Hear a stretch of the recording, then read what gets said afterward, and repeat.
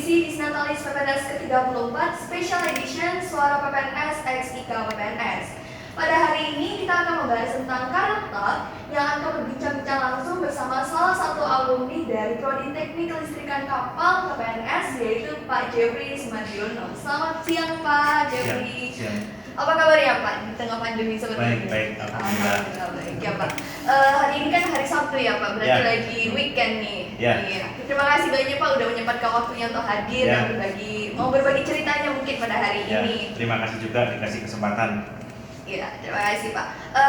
Mungkin throwback di masa-masa kuliah Pak, mungkin sudah berapa tahun yang lalu ini mengenai berada di bangku perkuliahan. Mungkin bisa menceritakan sedikit Pak masa-masa perkuliahannya Pak Jeffrey itu seperti apa sih di tahun yang lalu? Oke, jadi saya kuliah di PPNS ini 98 ya. Jadi 3 tahun saya kuliah. Saya jurusan Power Electrical Engineering dan setia sampai hari ini. Saya mungkin beda sama teman-teman yang lain, mungkin banyak yang melanjutkan ke S1 atau bahkan S2, tapi saya sampai hari ini masih tetap setia dengan AMD saya di Poltek Perkapalan. Jadi saya lulus tahun 2001 ya. Lulus tahun 2001, kebetulan saya waktu itu lebih banyak, meskipun jurusan saya di PE ya, tapi saya lebih banyak tertarik ke dunia IT karena memang di PE itu juga ada mata kuliah tentang pemrograman komputer ya, termasuk otomasi. Nah, saya bekerja di perusahaan IT. Jadi saya bekerja di perusahaan IT. Ya, saya mulai dari bawah. Jadi saya kalau dulu di perusahaan saya itu saya jadi implementer. Dari implementer itu tim yang bertugas untuk menjalankan sebuah software yang sudah dibuat. Nah, itu saya berpengalaman di perusahaan saya, tempat saya bekerja sekitar 10 tahun ya. Tetapi dalam perjalanan 10 tahun itu saya sempat mencoba tantangan di mana 7 tahun saya menjadi seorang implementer dan 3 tahun terakhir ini 3 tahun karir saya di perusahaan IT tersebut menjadi seorang sales engineer. Jadi saya punya tanggung jawab, punya tugas untuk bagaimana mendapatkan pekerjaan, proyek-proyek baik di instansi pemerintah maupun di swasta. Nah, itu pengalaman saya yang berharga, sehingga saya memutuskan di tahun 2012 ya, saya resign dan saya mendirikan sebuah perusahaan namanya PT Duta Media Cipta yang bergerak di bidang IT juga seperti kemampuan yang saya miliki. Dan alhamdulillah sampai hari ini kami masih survive ya, memberikan layanan ke beberapa klien kami terkait dengan layanan-layanan IT dan control system, kurang lebih seperti itu. Oke, luar biasa singkatnya. Ya Pak. Ya. Berarti memang perjalanan karir untuk sampai di titik sekarang ini butuh banyak perjuangan dengan beberapa pengalaman dari 10 tahun berarti ini ya Pak. Ya. Oke. Mungkin di waktu di perkuliahan Bapaknya aktif dalam ikut, kalau di sekarang itu ada namanya PKM atau Mawapres Pak. Bapaknya sempat ikut Tidak. Jadi murni, jadi saya ini ya, kuliah saya menikmati lah kuliah di PPNS ini. Cuman saya tidak banyak terlibat di kegiatan mungkin di luar perkuliahan. Jadi saya normatif, saya selesaikan di 3 tahun itu, sudah terus bekerja ya, karena bekerja fokusnya kita bekerja ya kerja. Sampai lupa saya tidak kuliah lagi. Kadang teman-teman kan banyak yang ini ya nyambi lah, sorenya kuliah lanjut S1 dan sebagainya. Saya mungkin ya fokus bekerja, tapi saya punya cita-cita kan jadi wira swasta ya, sehingga saya rasa kalau wira swasta ya saya yang dibutuhkan bukan titel saya gitu ya, yang dibutuhkan adalah keberanian saya untuk memulai bisnis, memulai membuat entitas bisnis, dan pelan-pelan itu kita bangun gitu. Berarti wira swasta mementingkan kinerja ya Pak? Kalau wira swasta ya lebih ke bagaimana kita bisa mendeliver sebuah produk dan layanan kepada customer kita, itu aja sih intinya. Dan kita bisa berkomitmen memberikan apa yang sudah kita janjikan, dalam arti produk yang berkualitas, layanan yang bagus, itu aja. Oke Pak, baik. Berarti ini ya, walau tidak ikut Mawapres tapi tetap fokus untuk bekerja, di mana tujuan awalnya setelah mendapatkan ilmu dari PPNS ingin diimplementasikan di dunia kerja sesuai passion yang dimiliki. Benar. Kadang kita tuh memang Pak gini, mahasiswa sekarang itu kan juga merasa aduh saya salah jurusan, tapi sebenarnya salah jurusan itu bukan berarti kita tidak bisa mencapai cita-cita kita untuk menjadi seorang yang sukses, tapi melainkan kita cari passion kita itu seperti apa dan kita kembangkan dari ilmu yang kita dapatkan. Benar sekali. Dulu kondisi itu saya alami. Jadi kalau istilahnya mungkin teman-teman ya mahasiswa yang ngalamin masuk di PPNS terus merasa waduh saya kok di perkapalan misalnya gitu ya, itu saya alami dulu. Sedangkan passion saya ini IT, tapi itu tidak menyurutkan mimpi saya, karena ternyata di PPNS jurusan electrical engineering pun ada mata kuliah pemrograman komputer kan, dan itu saya berangkat dari sana. Jadi kemampuan saya, pengetahuan saya itu berangkat dari sana, dan alhamdulillah ya bisa gitu ya.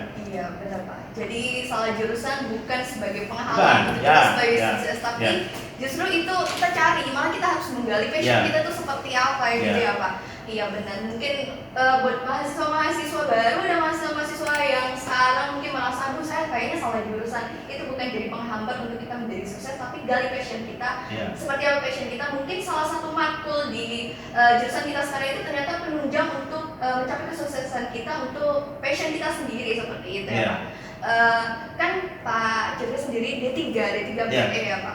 Nah itu D3 sendiri berarti hanya 3 tahun, dan itu OJT itu sempat masih saya OJT itu ya di perusahaan IT, di perusahaan yang tempat saya bekerja. Jadi kerja praktek saya, kemudian saya bekerjanya juga di perusahaan yang sama. Di perusahaan yang sama. Itu berapa bulan ya? Dulu 1 semester ya. Iya, 1 semester. Kemudian 1 semesternya kita selesaikan untuk menyelesaikan tugas akhir. Nah, mengenai tugas akhir nih Pak, mungkin bisa menceritakan susah senangnya saat mengerjakan tugas akhir. Dulu tugas akhir saya pun masih ada hubungannya dengan kerja praktek saya, karena saya bekerja di perusahaan IT. Saya waktu itu masih ingat mengambil judul membuat satu modul multimedia ya, yang pembelajaran untuk motor listrik.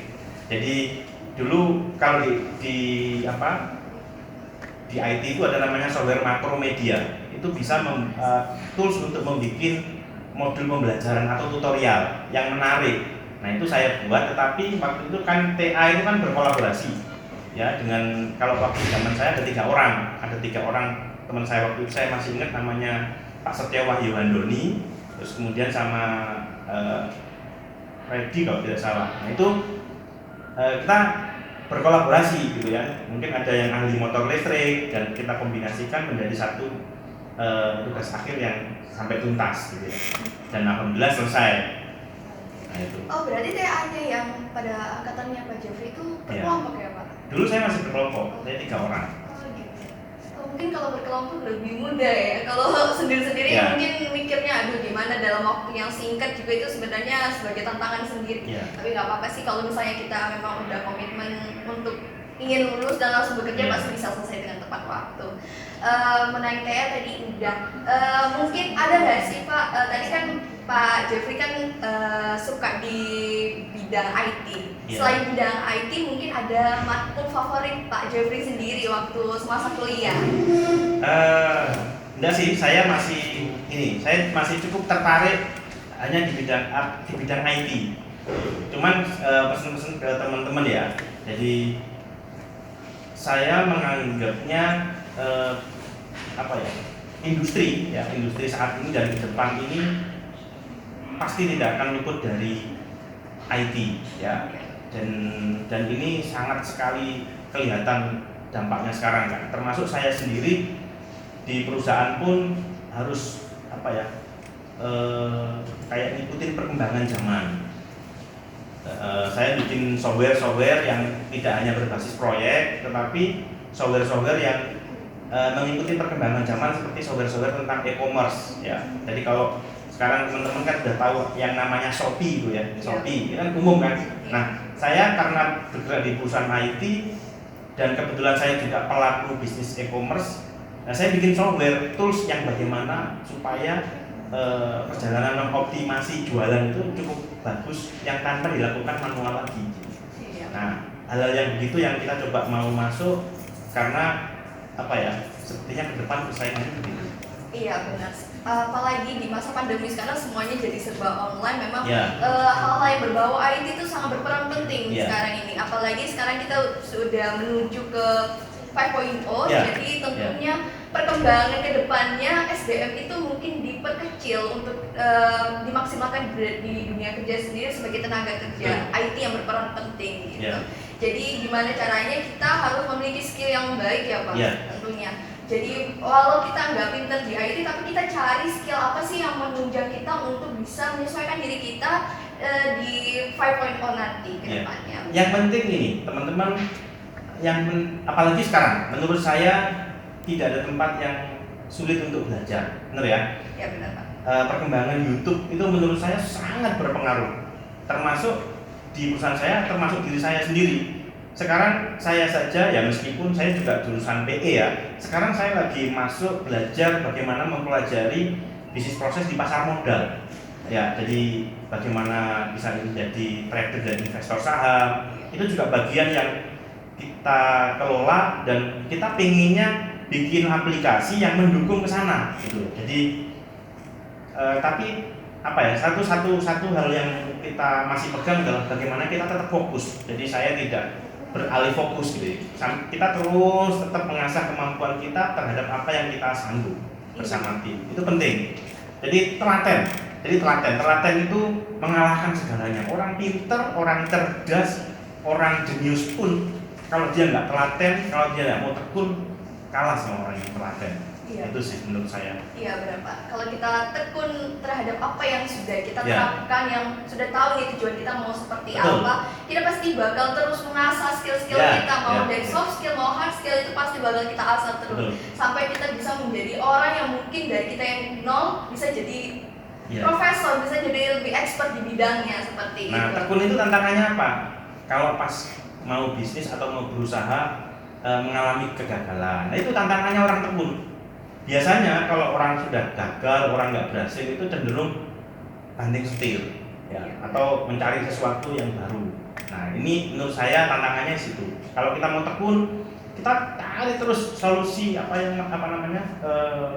mencari solusi terus lah sampai kita mendapatkan kesuksesan. Nah, itu menurut saya. Iya, berarti kalau walau kita masih tahap awal mengalami kegagalan, itu bukan kita harus putus asa, Iya, tapi iya. kita perlu mengevaluasi kegagalan tersebut, Iya. apa yang perlu diperbaiki Betul. untuk mencapai kesuksesan sendiri. Betul. Gitu. Mengenai pasar modal ya Pak, Iya. ini kan sekarang sudah banyak ya aplikasi-aplikasi penunjang untuk bagaimana Iya. kita belajar investasi, Betul. mulai dari ada yang investasi saham, Iya. ada juga P2P, ada juga reksadana, ada Iya. juga kripto, Iya. dan ini juga menjadi tren sendiri di Iya. kalangan remaja. Iya. Itu pentingnya juga kita melek investasi buat kemajuan Betul. ke depannya. Nah, tapi kita itu selalu harus punya pilihan. Jadi jangan begitu banyak pilihan kita tidak ada pilihan. Seperti yang kami tekuni, kami fokus di pasar modal, di stock exchange, Bursa Efek Indonesia. Karena bagi kita itu dilindungi oleh pemerintah, gitu kan. Terus kemudian real ada bisnisnya, gitu kan. Dan dari kita kalau mau tekun di sana, kita yakin bisa besar di sana, gitu. Kripto menguntungkan, tapi kan ya kalau kita belajar dari YouTube dan sebagainya itu kan tidak ada underlyingnya ya, jadi sangat berisiko. Nah, itu kita tidak pilih. Jadi yang penting lagi berikutnya, setelah kita punya rencana, kita tekun pada pilihan kita yang logis gitu. Jadi, itu. Nah, kita sekarang ya meskipun perusahaan IT kita juga bermain di sana, tapi harapannya kita bisa membangun tools atau software-software yang mendukung untuk sukses berbisnis di sana gitu. Iya benar Pak. Iya, kebanyakan juga orang-orang mengambil karena lagi tren, sesuatu yang tren itu jadi beberapa orang itu jadi ikut-ikut aja, jadi FOMO seperti itu. Padahal mereka belum tahu ini resikonya bakal seperti apa. Padahal kita perlu tahu, perlu dipelajari. Betul. Gitu. Karena sesuatu hal yang kita lihat hasilnya menggiurkan itu tidak seperti yang realitanya tidak seperti itu. Tapi Ya, zaman sekarang semua bisa terjadi. iya, apalagi di masa pandemi ini orang mencari yang cepat menghasilkan duit, padahal itu semuanya perlu dipelajari. Hal-hal kecil pun itu kalau kita tekuni itu bisa menghasilkan yang luar biasa di luar ekspektasi sebenarnya. Ya, jadi kami tetap percaya pada kemampuan kita aja. Jadi kita masih yakin dengan apa yang kita miliki, apa yang menjadi kemampuan tim kita. Sudah mau tekun di proses bisnis seperti apa, insya Allah masih terus ada peluang lah. Iya pasti. Saya. Selama kita tekun, kita pasti tahu Iya. tekun dan pintar baca peluang juga Pak. Nah, Sepertinya itu tugasnya kita gitu. Iya. Jadi kalau dalam sebuah tim itu jangan semua yang pintar baca peluang.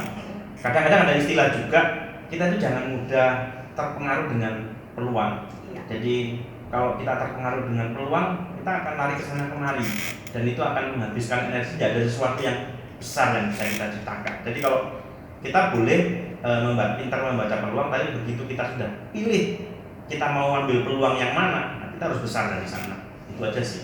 Berarti kita perlu ada peluang, kita perlu analisis tuh peluangnya seperti Ya, apa, apakah ya. sudah sesuai dengan tujuan kita, apakah kita bisa mencapai target tersebut, dan kita Ya. perlunya ada komitmen di awal tadi Ya. seperti apa, seperti Betul. itu ya Pak. Dan di zaman sekarang ada di semua ya, Iya. maksimalkan yang namanya itu YouTube gitu ya. Iya. YouTube itu menurut saya itu apa ya? Tidak ada yang tidak ada. Iya. Ya itu. Jadi saya bahkan berkomitmen ya buat saya sendiri itu saya menghabiskan waktu saya setiap hari untuk mempelajari terhadap fokus bisnis saya itu saya paling tidak itu 2 jam sehari itu wajib, sehingga saya benar-benar memaksimalkan YouTube itu untuk mendukung bagaimana kita punya bisnis tetap eksis, bagaimana kita punya perusahaan tetap tumbuh, seperti itu. Iya, YouTube juga. Itu YouTube ya, YouTube. Iya. YouTube juga sekarang sebagai media belajar juga, maupun Ya. di kalangan di dunia kerja maupun di mahasiswa. Ya. Apalagi sekarang guru-guru PPNS sudah banyak nih menerapkan media belajarnya itu melalui YouTube. Jadi Ya. mahasiswa sendiri lebih mudah untuk mengaksesnya, Betul. untuk ditonton berkali-kali seperti itu ya Pak. Jadi sayang kalau sampai ada yang namanya YouTube terus tidak memanfaatkannya. Iya benar. Jadi sosial media itu tidak selamanya itu hal yang buruk. Tergantung dari pribadi kita sendiri menggunakannya seperti apa, memanagenya seperti apa. Ya. Karena ketika tujuannya kita ingin belajar dari sosial media tersebut, pasti kita bisa mendapatkan apa yang kita inginkan seperti itu ya Pak. Ya. Kalau dari Pak Jeffrey sendiri mungkin ada rekomendasi YouTube Pak untuk anak-anak yang mau belajar IT ini. Oke, kalau mau belajar IT biasanya itu ketik aja kata kunci yang sesuai dengan kebutuhan dulu. Nah, setelah dapat, nah, tentu Anda akan mendapatkan banyak pilihan kan. Ya. Orang kan mudah kan sekarang. Nah, begitu Anda sudah yakin, Anda subscribe aja. Nah, dari situ mulai ditekuni, belajar pun satu demi satu gitu ya. Jadi sama seperti yang saya jalankan seperti sekarang pun konsepnya seperti itu. Jadi jangan jangan yang tidak terarah gitu. Jadi YouTube itu bebas, YouTube itu hampir tidak ada filternya. Tapi harus kita pintar-pintar menfilter mana yang menjadi konsumsi dan kebutuhan kita. Gitu. Lalu yang terpenting lagi adalah action kita. Kita belajar terus, lihat YouTube terus, tapi kita nggak action ya sama aja. Ya, jadi setelah kita belajar harus action. Jadi saya rasa sekarang ini kita sangat sayang gitu ya. Artinya dengan mudahnya informasi yang kita dapat dari YouTube, tapi kita tidak ada action apapun. Iya. Berarti setelah kita mendapatkan ilmu yang kita dapat Ya. dari sosial media, hal-hal yang positif, kita usahakan untuk mengimplementasikan bagaimana pengimplementasian yang benar itu seperti apa. Jadi kalau kita hanya nonton saja tanpa diimplementasikan juga kita nggak bakal kelihatan ya Pak. Ya. Bakal seperti apa pandangan ke depannya itu. Jadi perlunya implementasi Ya. dan aksi tersebut Ya. ya benar-benar. Mengenai sosial media tadi sudah. Berarti Pak Jeffrey sendiri aktif di sosial media lainnya juga nggak Pak? Ya, saya sendiri kan punya channel YouTube. Oke, Ya, boleh jadi- dipromosiin Pak? Ya, channel YouTube saya itu namanya Jeffrey Sumardiono. Nah, jadi sama seperti yang saya ceritakan, begitu saya menekuni industri e-commerce ya atau toko online, pengalaman saya di perusahaan PT Duta Media Cipta itu membangun sistem software yang mendukung bagaimana toko online kita ini lain daripada yang lain gitu. Jadi contoh kalau kita punya Shopee, aktivitas Shopee untuk menaikkan produk itu kan harus dilakukan secara manual. Nah, tapi karena kita orang IT, kita mampu bikin software. Nah, menaikkan produk itu cukup dengan software yang kita install di Chrome gitu. Jadi 24 jam toko online kita itu terjaga oleh software yang kita bikin. Nah itu apa ya istilahnya software yang mampu kita ciptakan karena kebutuhan pasar. Seperti itu. Tadi ada berkaitan dengan ciri khas. Memang benar ya Pak, kalau kita membuat sesuatu hal itu, kalau misalnya orang lain sudah buat, kita itu perlu memodifikasi apa sih yang kurang dari aplikasi tersebut, apalagi kalau di bidang IT ya Pak. Mungkin kita bisa memberikan ciri khas, jadi oh ini nih kalau aplikasi ini ada ciri khasnya seperti ini ya Pak. Ya kalau kita mestinya berawal dari kebutuhan aja. Jadi kalau kita di mana ada kebutuhan, di situ ada peluang. Nah kita close-kan dengan apa yang kita bisa. Karena kalau di industri e-commerce salah satu kebutuhannya adalah itu orang-orang yang punya toko di marketplace itu kan biar nggak manual lagi apa, nah, kita bikin softwarenya, kita buatkan software bagaimana dia yang proses manual itu cukup menggunakan software kita, nah tokonya bisa teroptimasi secara otomatis itu sih. Jadi yang penting sekali lagi yang penting kita fokus loh gitu aja. Kalau di kembali ke sosial media ya. Selain di YouTube, bapaknya aktif di sosial media mana lagi? Ya kalau Facebook pasti punya, Instagram ya punya gitu aja. Oh pribadi ya, bukan untuk pribadi. Tapi tetap untuk dipakai kerja juga ya Pak? Ya kan gini, ada istilah strategi namanya personal branding. Iya benar. Nah begitu follower kita banyak, ternyata kita jualan apa aja lihat orang. Iya benar. Nah akhirnya ada dampak terhadap jualan kita. Nah itu saya manfaatkan. Saya benar-benar berupaya sekali bagaimana sosial media itu ada impact terhadap bisnis yang kita jalankan. Iya benar. Gitu. Jadi sosial media itu tidak hanya untuk media belajar, tapi kita bisa jadikan media bisnisnya kita sendiri. Bagaimana kita soft sellingnya, hard sellingnya sendiri kepada followers kita juga.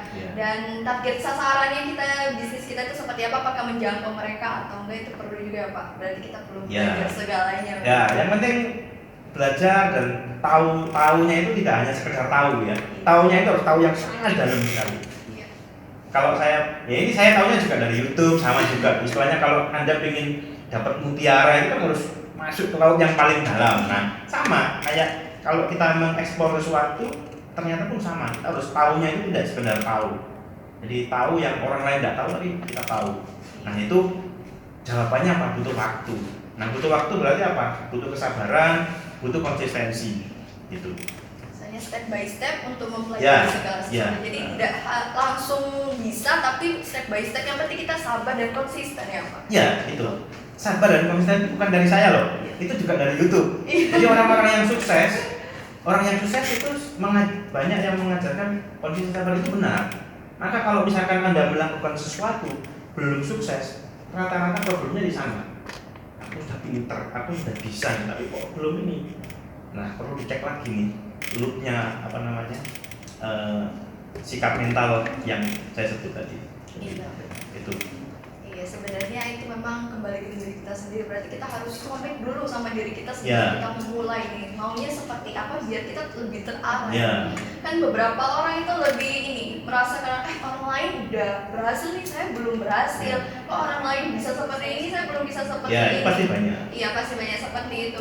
Itu sebenarnya berawal dari diri kita sendiri. Tujuan hidup kita seperti apa? Kalau sudah tahu, kita komit untuk mencapai hal yang kita inginkan, untuk mencapai kesuksesan sendiri ya Pak. Ini loh, saya itu di YouTube itu ada banyak ya share.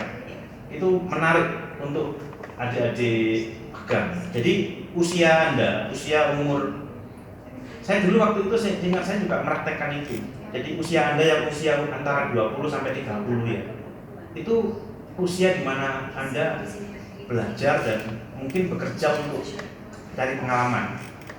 Tetapi ada usia 30 sampai 40 itu gunakan, Anda sudah berani memutuskan untuk berbisnis. Saya resign pun waktu itu umur 30.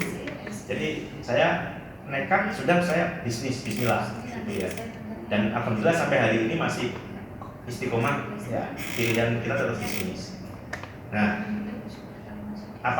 jadi punya tujuan yang jelas. Saat kapan saya harus begini, saat kapan harus begini itu jelas. Jangan yang tidak punya tujuan. Nah, kira-kira seperti itu. Karena saya juga sempat belajar dari beberapa orang yang sukses di luar Yeah. saya Pak, mengenai kita itu selama kita hidup itu tidak selamanya kita bakal bekerja sama orang lain. Tentunya kita perlu kita di tempat orang lain mungkin kita bisa mengembangkan skill-skill yang kita punya ketika kita sudah tahu timingnya kapan nih kita akan memulai dari awal untuk membangun bisnis sendiri itu pasti ada gitu ya. Kalau soal ini banyak ya, kita juga punya teman. Jadi yang kalau soal sukses atau apa itu kan tidak bisa hanya dinilai dari uang ya. Kalau saya ngobrol sama teman-teman yang bekerja di perusahaan yang cukup bagus pun, misalkan di BUMN atau di perusahaan-perusahaan yang besar, mungkin dari sisi uang dia dapat, tapi dari sisi waktu dia tidak bisa. Karena kalau sudah menjadi pekerja, waktunya itu benar-benar sudah dibelilah oleh perusahaan selama jam kerja. Nah, salah satu yang membedakan kalau itu sudah menjadi ya usahawan yang sukses ya, itu waktu kita fleksibel. Jadi waktu kita itu bisa kita manage sendiri. Itu sih yang benar-benar beda, terasa bedanya. Apalagi kalau kita sudah bisa nyiptakan sistem, kita bisa membuat semacam prosedur-prosedur di bisnis kita sudah punya tim, nah ini kita bisa lebih ringan lagi. Seperti itu.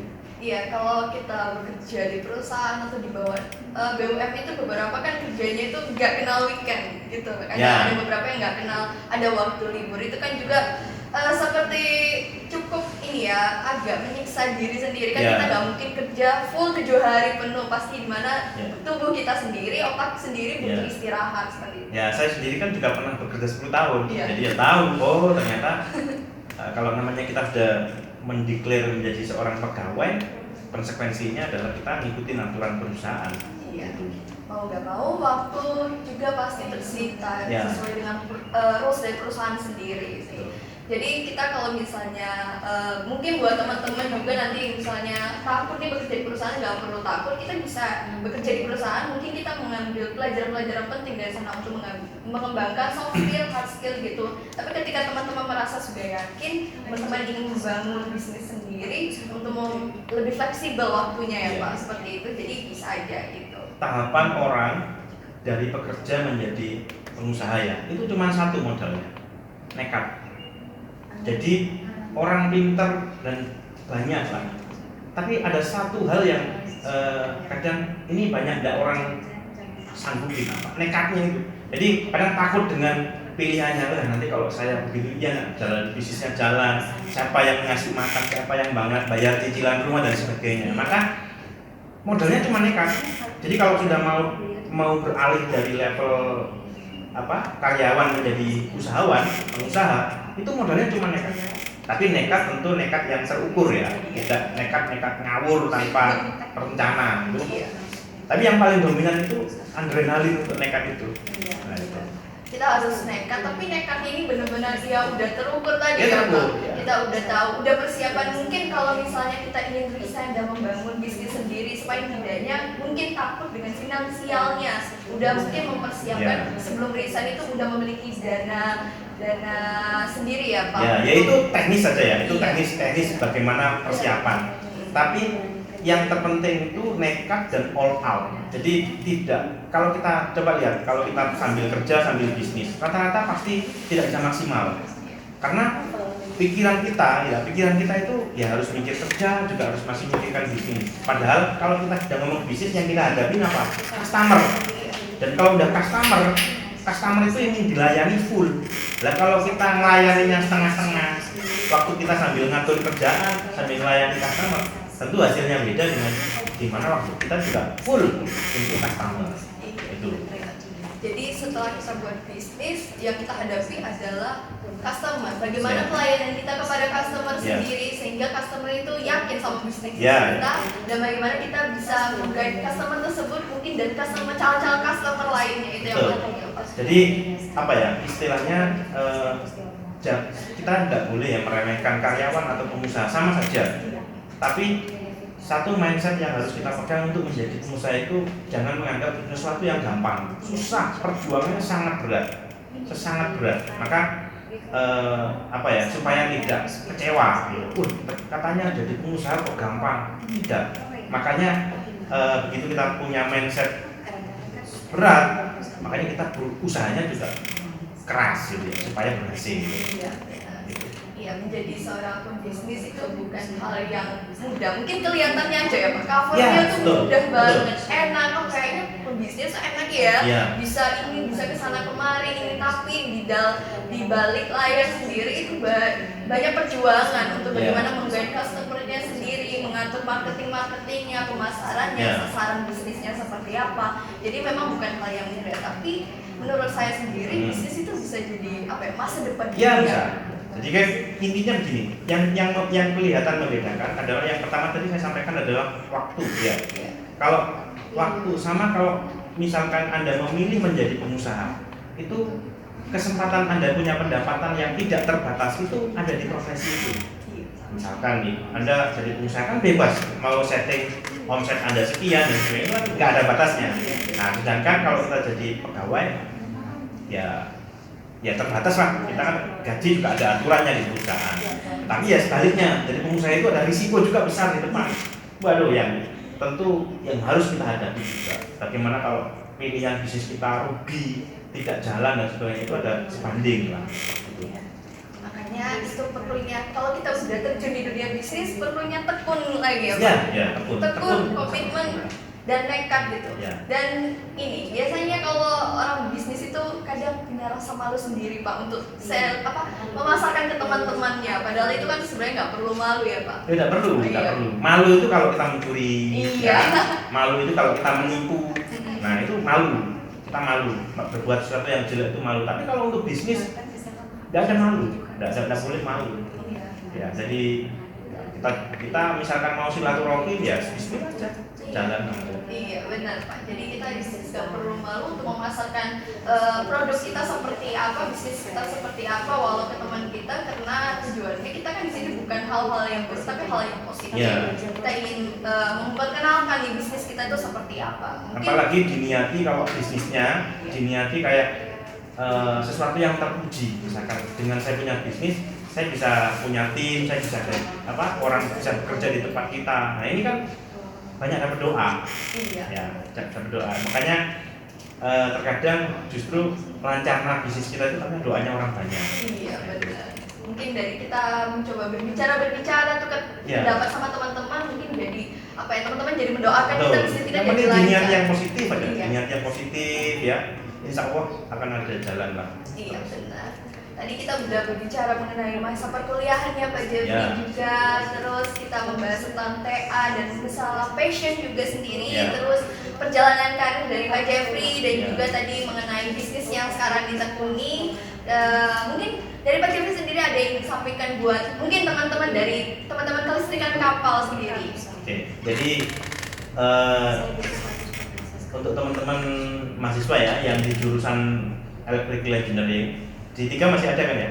Masih ada Pak? Nah, di 3 atau di 4 sama aja. Jadi kalau misal Anda tidak diterima di industri seperti perkapalan ya atau mungkin di industri yang lain, nah masih ada peluang untuk menekuni di industri IT ya. Dan industri IT ini rasanya justru lebih besar sekali peluangnya. Nah, cuman sekali lagi teman-teman, kalau memang Anda tidak berani terjun langsung untuk berbisnis, lewati dengan tahap Anda bekerja dulu. Anda bekerja dulu di perusahaan, karena dengan bekerja ini menurut saya ini hal yang paling besar yang kita dapat adalah pengalaman. Ya, pengalaman. Kadang kita punya pengalaman manage tim, ya, pengalaman berkomunikasi dengan orang, ya, jadi presentasi dan sebagainya itu juga modal yang sangat berharga. Tapi kalau sudah Anda yakin dengan pilihan ingin berbisnis, Anda harus yakin dan putuskan saat itu juga, dan tidak setengah-setengah. Itu sih.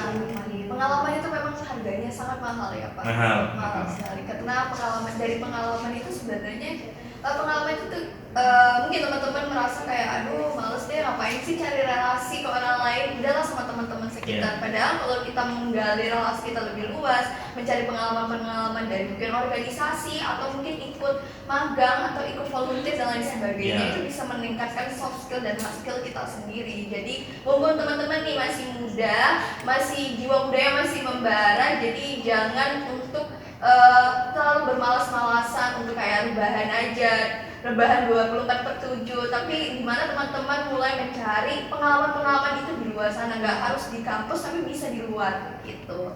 Ya. Oke, tadi sudah apa harapan untuk mahasiswa kelistrikan kapal, mungkin untuk seluruh mahasiswa PPNS nih Pak? Oh ya, tentunya saya ini ya bangga ya pernah kuliah di PPNS ini dan berharap kampus tercinta saya ini akan terus maju ke depannya ya. Saya lihat program-programnya kan, saya sendiri juga teken MOU ya dengan kampus untuk melakukan riset pengembangan di bidang IT. Nah, ini kebetulan ada riset juga yang sudah disetujui, yang rencananya kita kembangkan juga dengan PPNS. Nah, dengan kolaborasi antara industri dengan kampus ini ada impact positif ya, tentu sesuai dengan kemampuan dan bidang kita masing-masing, seperti itu. Ya mudah-mudahan PPNS semakin baik ke depannya Ya. dan PPNS sukses Pak. Iya benar Pak, PPNS sukses. PPNS semakin berkiprah lebih jauh lagi di dunia maritim maupun di berbagai bidang lainnya Ya, seperti itu. apalagi sekarang ada jurusan ini juga, banyak jurusan, ada K3, Iya. ada manajemen bisnis. Kemarin itu ada mahasiswa yang dari manajemen bisnis juga magang di tempat saya untuk bisnis saya yang toko online. Jadi ternyata kemarin setelah saya cek, dia udah punya tokonya sendiri, sekarang tokonya rame gitu kan. Karena karena saya kan punya metode. Nah, saya ajarkan ke mahasiswa yang magang itu metodenya begini. Nah, dia praktekkan, saya lihat tokonya sekarang ramai. Jadi ya sudah rezeki gitu ya. Seperti itu.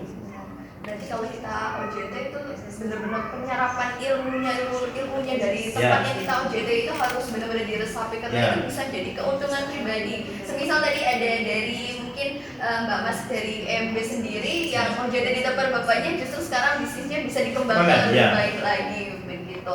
Karena masih nuansa ulang tahun PPNS nih Pak, di Natalis PPNS ke-34, mungkin ada yang ingin diucapkan untuk ulang tahun PPNS ke-34 ini. Oke. Selamat ulang tahun PPNS yang ke-34, PPNS sukses. Oke, terima kasih Pak. Mungkin itu tadi perbincangan bersama Pak Jeffrey mengenai masa perkuliahan. Kita membahas tentang TA, OJT, dan juga karir selama di dunia kerja, dan juga berbagai macam hal yang tadi kita sudah berbincangkan mengenai bisnis dan juga fashion sendiri seperti apa. Yang bisa saya pelajari dari Pak Jeffrey itu banyak banget. Yang paling penting adalah komitmen dan tekun dan nekat itu sendiri. Ya. Karena saya sendiri juga pribadi kadang itu untuk maju selangkah ke depan itu masih takut, karena takut nanti ada hal yang saya tidak bisa menghandlenya sendiri Pak. Tapi dari Pak Jeffrey saya yakin untuk semakin maju ke depan saya akan nekat untuk demi kebaikan saya sendiri dan kesuksesan saya ke depannya. Baik, mungkin sebelum saya tutup kita ada jadwal Pak untuk DN Bisnatalis. Jadi kalau saya bilang Bisnatalis 34 melejit bersama vokasi. Oke, mungkin bisa bersama-sama ya. Oke. Bisnatalis PPNS ke-34 melejit bersama vokasi. Terima kasih Pak.